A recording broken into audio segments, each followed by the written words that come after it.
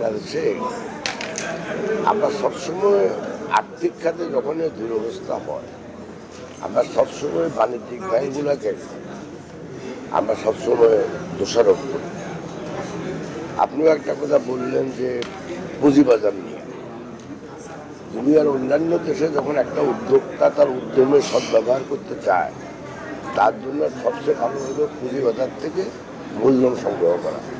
কিন্তু বাংলাদেশে তো ওই ধরনের পুঁজিবাজার এখনো গড়ে ওঠেনি। তারপরে বাংলাদেশে সব বিনিয়োগকারীরা বা উদ্যোক্তারা তাদের উদ্যমের যদি সদ্ব্যবহার করতে হয় তাদেরকে রিলাই করতে হয় আপনার বাণিজ্যিক ব্যাংকের উপরে। কিন্তু বাণিজ্যিক ব্যাংকগুলার এটা একটা বড় সমস্যা, কারণ আপনি বাণিজ্যিক ব্যাংকগুলো আমানত থাকে কম সময়ের জন্য, কিন্তু বিনিয়োগ লাগে দীর্ঘ সময়ের জন্য। অথবা আপনি যখন লোন দেন সেটা 10 বছর 12 বছর, কিন্তু যে আমানত থাকে সেটাকে 6 মাস 9 মাস 1 বছর 3 বছর পর্যন্ত। যার জন্য যখনই অর্থনৈতিক কোনো সমস্যা হয় তখনই যারা ঋণ নেয় তারা সমস্যাগ্রস্ত হয়, যখনই তারা সমস্যা পড়ে ব্যাংকগুলো সমস্যা পড়ে এবং তাতে কিন্তু অর্থনীতির অবস্থা একটু খারাপ হয়।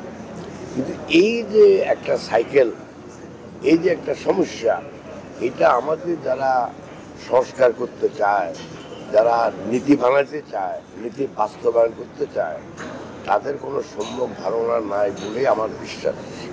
সেজন্য ওনারা একটু প্রয়োজনের তুলনায় একটু বেশি কথা বলে।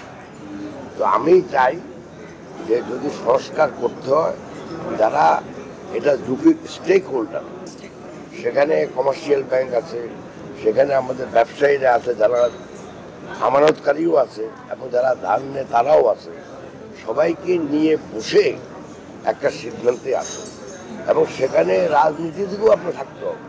কারণ এসেন্সিয়ালি সংস্কার কারা করতে পারে? সংস্কার করতে পারে যারা জনগণকে প্রতিনিধিত্ব করে। তো জনগণের প্রতিনিধিত্বশীল ছাড়া যদি কেউ বলে আমি সংস্কার করব, আমি এটা করবো, আমি সেটা করবো, এগুলি হলো ক্ষমতাহীনদের কথা।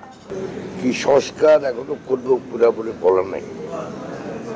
তবে আমার কাছে মনে হয় যে সংস্কার যেভাবে ওনারা চিন্তা করতেছেন, যেটা আমরা নিউজ পেপারে দেখি, এই সংস্কার কোনোদিন টেকসই হবে না।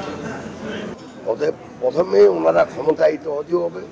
ক্ষমতা দেওয়ার মালিক একমাত্র জনগণ। জনগণ তাদের ক্ষমতা দিবে, তারাই শুধু সংস্কার করবে।